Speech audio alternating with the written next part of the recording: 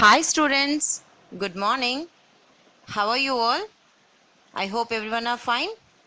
Good. Today we are going to discuss about distance and displacement.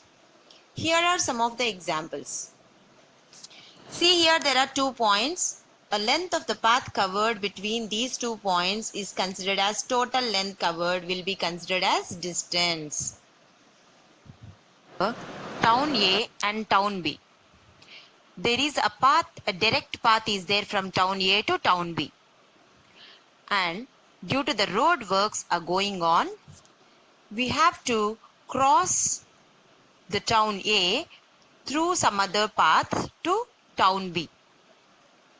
So, let us see which distance is shorter and which distance is longer.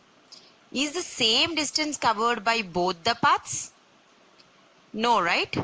Here is the shortest path from town A to town B. So, distance will be measured in meters. So, whatever is the length of the path covered is be considered as distance which will be measured in meters. So, town A and town B are at a distance of 20,000 meters. But we have followed one of the path, and in that path it is a calculation as 50,000 meters. Oh, it is a bigger numbers, right? 20,000 meters and a 50,000 meters. Instead of that, we know that 1000 meters is equals to 1 kilometer. Am I right? So, as 1 kilometer is 1000 meters, how many kilometers are 20,000 meters? So, those are simply as 20 kilometers. And even 50,000 meters as 50 kilometers. Good. Let's go ahead to know about this. Is a distance scalar or vector? Let us know about this, children. Distance is a scalar quantity or a vector quantity we are going to decide for. Let us see, there is a point. From this point onwards, we can go in any direction. We can go in any direction. So there are a lot of paths over here. Now, if at all any physical quantity, there is no specific direction, we are not going to specify any direction, then that will be considered as distance. Okay, so that's what distance is, a scalar quantity. Now, what is displacement then? Let us see with some more examples. Distance with direction. Distance along with the direction will be considered as displacement. What do you mean by it exactly? Let's see. Town A to town B. Okay, there are 2 paths we have taken. One is the shortest path, another one is the curved path, that is the longest path. In these 2 paths, one is a measurement as 20 kilometers and another one is 50 kilometers. Right? Now, in these 2 paths, while we are going, how are we going to say that is the greatest distance? In these 2, what is the greatest distance? T detour is greater than the T straight line. Okay, that means detour in the sense the curved path. Okay, so from town A to reach town B, we have different paths, but what is the shortest path? Yes, that is the shortest path is direct of straight line, that is a 20 kilometers. So 20 kilometers not from the home, that is town A is our home, of course. The town B is another one. So 20 kilometers is considered as distance. And north from home, here we are mentioning that north from home as direction. So here direction is specified, right? That's what it is considered as displacement. So displacement becomes a vector quantity. Now let us see this example. A mother asking the child just to stay here only. Don't go anywhere. Don't move at all. Okay? Okay, mom, he said. Now, mom went and slept for some time. In the meantime, the boy is moving around and around and around. And after moving around and around, he came to the same point and he stood in the same way. Then mother came and saw, oh, okay, very good boy. You are there itself, right? So, good boy you are. So, Madhu felt that he is a good boy. And now, but he has covered a lot of distance. She doesn't know that, right? He has covered a curved path in a particular manner and he is going to get a laddu for it. Okay. And here we can say that here he covered lot of distance without any direction. That means there is no specific direction. However, he moved off. But there is zero displacement. What do you mean by it? The initial position of the boy and the final position both are same. That means lots of distance covered but zero displacement. So, coming to comparison of distance and displacement. Here is the path of distance and of course the path of displacement is same. That's 20 kilometers, of course as 20 kilometers. But the displacement while we are mentioning the 20 kilometers east. If we are mentioning the direction along with the measurement, then that will be considered as displacement. Always we have a relation that distance covered is greater than the displacement. See here a curved path. So the total distance, yes, this yellow color line shows the distance. Now what is the initial point? Yes, that is the home and this is the final point. So what is the distance between these two then? That is what displacement. The shortest possible path between the initial and the final are called displacement. Now, how this distance and displacement? Based on either the distance or the displacement, or the taxi fellow is going to charge us. Suppose we booked a taxi. Okay, the passenger will be charged based on distance or displacement, children. Distance means the actual path covered by the object. Okay, displacement is the shortest possible path between the initial and the final. Okay, children. So let us see how the taxi is moving. From town A to town B, the taxi is moving. Again, from town B onwards, it returned to town A. Now, what is its initial position? Town A. What is the final position? Town A itself. But he has covered a distance of 100 kilometers. Now, so what is the displacement there? Simply zero, because there is no change in the location. That's what zero displacement. Then on what basis it is going to charge for? It is going to charge based on the distance covered, that is the actual path covered by the object, not based on the displacement. Okay, so let us know still more clear about the scalar quantities and the vector quantities. What do you mean by scalar quantities? Maybe now you have got an idea. Scalar quantities in the sense, suppose a boy is talking to his friend. Okay, let us see the conversation between them. From home, the friend B is saying that from your home, 50 kilometers away, there is a treasure. Okay, okay. Now he is thinking that the friend A is thinking that, okay, from my home in this direction, or in this direction, or in this direction, or this direction. In which direction? 50 kilometers away from my home. Where is the treasure exactly? So, that means here there is no specific direction mentioned. That's what this is considered as distance. Simply 50 kilometers away. 50 kilometers away is considered as distance. Now, if for this 50 kilometers there is no direction mentioned, that's what it is, a scalar quantity. Now clear, children? Now, what is the direction? In which direction exactly this treasure is? Okay, 50 kilometers, okay, but yes, now he said that northeast direction. Northeast, 50 kilometers, northeast. That's what northeast is considered will be direction.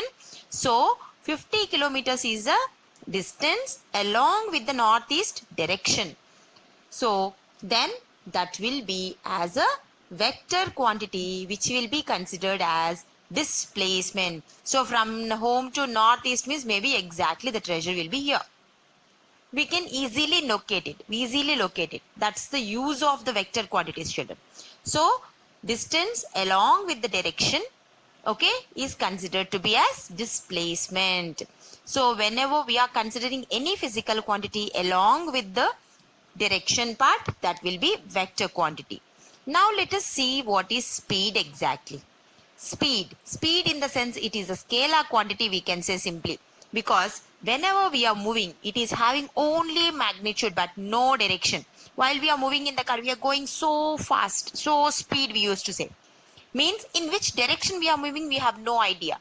So that's what we can say, that simply it is a scalar quantity. It has only magnitude but no direction. But velocity, of course, velocity is having the direction. Means while we are traveling, we are going to have some of the locations. That means we are going to have some of the direction boards. Okay, velocity. That means it is going to show us the direction towards left or towards north or towards south, something like that. So along with the magnitude, we are following the direction also.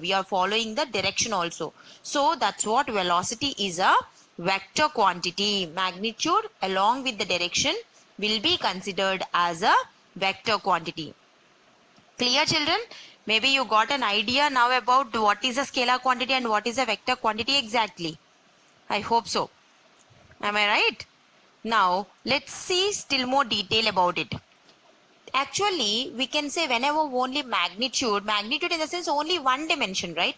Only there is one dimension, but the velocity, that is magnitude along with the direction, that means two-dimensional information.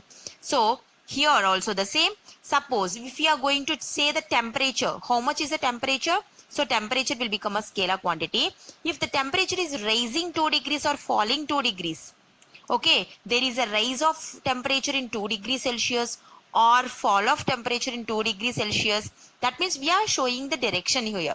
That's what simply temperature measurement is considered to be a scalar, and that too in which direction, either it is rising or falling, we are going to mention, that means direction, then that will be a vector quantity.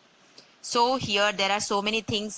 Speed is a scalar, velocity is a vector, distance is a scalar, displacement is a vector, mass is a scalar, weight is a vector, and force, then acceleration, these are all the vector quantities. Means the magnitude along with the direction parts, when anything has been considered, then that will be considered as a vector quantity. Am I so clear, children? Hope so. Right? Let us see uniform and non-uniform motion. What do you mean by uniform motion, children? I hope so. What? Anyone are wearing uniform? That is a uniform motion or what? No. Let us observe this first of all. There is a marathon. So a person is moving to a marathon and he is covering continuously with a constant speed he is moving. That is, per second he is covering 3 meters. Per each second covering 3 meters, that's what it is mentioned as 3 meter per second. Clear? Now that means from the starting to ending, that means he started from home and he is reaching the marathon. He does not increase his speed. He is moving in the same way. That's what this type of motion is considered to be as uniform motion. Clear? Uniform motion, that means constant distance covered for each time period. So the constant distance covered into total time duration. Total time duration will be considered as total distance covered. Clear? So constant distance covered for each time period, children. 1 second. 1 second 3 meters, right? So he has taken suppose of 1 hour. So 3 meters per second. Okay. That is in 1 minute. Now let us calculate for 1 minute now. So per second 3 meters. Then let us take time and calculate it, children. I am pausing it. 3 meter per second in 1 minute. 1 minute means how many seconds? 60 seconds you keep. So 1 second 3 meters. Then 60 second how many meters? Very good. 60 seconds how many meters then? 3 into 60, 180 meters. Am I right? So total distance covered is 180 meters per 1 second. Exactly, he has covered 3 meters each. So in 1 minute, he has covered 180 meters there. Clear?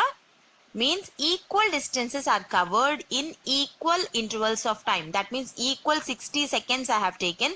For each second 3 meters. For each second 3 meters. That's what 3 meters into 10 by 60, that means 1800 meters. 20 by 60 means 3600 meters. 60 by 60 means 10,800 meters. Like that, I can easily calculate using the uniform motion. Okay, whenever an object is moving in the uniform motion, I can easily calculate the distance covered by the object. So distance by distance by unit time is equals to speed. So how the speed will be measured? Whatever is the total distance covered by total time taken will be considered as speed. Then what are the units of speed, children? So distance will be measured in what? In the SI units, distance will be measured in meters and time will be measured in second. That's what meter per second will be written as the SI units of speed. I hope so you are learning very good. And centimeter per second and miles per hour, kilometers per hour, these are all the just practical units, children. Centimeter per second is the CGS unit and miles per hour and kilometers per hour are the practical units. Am I so clear to you now? So let us see, the object is moving with a uniform motion, I said, right? Suppose the object from the starting onwards till here it has reached something. Now let us see the next one. About what? Non-uniform motion. See, some person is walking, afterwards he is running, afterwards riding a bicycle and being in a car. Means there will be a difference in the speeds of each activity. Am I right? Walking. Okay. While walking, at starting he will walk so fast. Afterwards it becomes slow and slow and slow. And while the condition of running also the same. Am I right? Even the riding a bicycle also the same. Being a car, we have no idea exactly. And that means while we are going in a car in the traffic and the traffic signals and the busy crowded, at that condition also, even the riding a bicycle and being in a car also, it will take difference in the distance covered and speeds also. Am I right, children? So if we talk about that, being in a car, suppose there is a traffic, then what we'll do? Yes, if there is a traffic, we have to wait for some time and then go with another speed. So these are all the concepts we are going to talk about. Speed is not constant. In these all the cases, speed is not constant. That's what we are going to consider for non-uniform motion. And while in the previous one, while it is going for the marathon, there is no busy schedule over there. That means there is nothing obstructions. So how the speed of the vehicles will be measured, children? In the non-uniform motion, see, from home onwards it is going to be started and there will be an instrument called a speedometer in the vehicles, right? Using the speedometer, the non-uniform motion will be calculated according to the rate of motion. And then at home we started with the speed with the 5 meter per second. Afterwards we are crossing 60 meter per second. Afterwards we are crossing 100 meter per second. So on average, that means the average speed we are going to calculate for. At starting, see, observe this. Here it has started. Yes, total distance has to be covered is 60 meters. In the 60 meters, slowly it is coming at the same speed. Suppose if it is coming with the same speed, then fine. From here onwards, see, the speed has been increased and then slowly again decreased. So there is a non-uniform motion of the object. At some of the time period, it is moving faster and some of the time periods, it is moving very slow. So covered 60 meters finally in 60 seconds. If at all it has covered, what is the average speed then? Meter per second, right? Speed is equals to total distance covered by total time taken. Let us calculate, children. I just paused it. What is the average speed? Total distance covered by total time taken. What is the total distance covered over here? 60 meters is the total distance covered. Am I right? So total distance covered is equals to 60. And by elapsed time or total time taken, anything you can write. So that is what average speed. Clear? Then calculate it. covered is 60 in 60 seconds. So what will be the average speed then? 60 meters by 60 seconds is equals to 1 meter per second on an average. On an average, here it is covered as 1 meter per second. Very good. That's good. That's fine. Now, so you said it correctly. 1 meter per second. The one who calculated faster. Very good. Now let's see. In the non-uniform motion also, we got the same thing like 60 meters are covered in 60 seconds, but we don't know how, however, the equal distances. Is the object moved in 1 second 1 meter or what? Sometimes it is moving in 1 second in different meters, and in the next second different meters like that. Now he has covered 60 meters in 1 minute. Then how are we going to calculate? So 60 meters by 1 minute, that is what? 60 meters by, that is what in seconds, suppose. That means 60 meter per minute we have to write. But here 60 meter per second if you have written, it will be wrong. So whatever is the distance covered has been mentioned in meters. That should be, suppose the distance has been given in meters, in the sense time should be measured in seconds. Okay, suppose 120 meters in 1 minute means, let us calculate now. Let us calculate how much it will be. I paused it. 120 meters in 1 minute. How much? How many meter per second, children? What is the speed then? Very good. 120 meters, that is 120 by 1 minute means 60 seconds, right? So 120 by 60. How much? Yes, simply 2 meter per second. See here, 2 meter per second. Minutes to seconds we have to convert. So 1 minute is equal to 60 seconds, as we know, right? So after knowing this, 120 meters by, okay, and 1 minute means 60 seconds is equals to, very good, right answer, the one who gave the right answer, 2 meter per second. So nice, so nice, so nicely you calculated. Good, superb. So this is all about your uniform and the non-uniform motions. So here the speed is also measured in, that means average speed or speed, whatever. It is speed simply, right? The speed is measured in meter per second. So while it is moving from one point to another point, sometimes it is, see, starting it is very slow, and then it has increased its speed and then became slow and stopped somewhere, and then it starts again. So from here onwards to here it is at rest now. Now from here onwards again it starts moving after some time. So here it is 0 meter per second. That means while it is starting it is 0 meter per second. While it stopped also 0 meter per second. But in the meantime, see, there are different speeds it has covered within different seconds. So in the first second 2 meters, and the next second 4 meters, next second 3 meters, next second 7 meters. So speed at each instant, that means at a particular instant, suppose a car is going on, okay, at a particular instant, if you want that instant speed, in the sense, that is what? Instantaneous speed.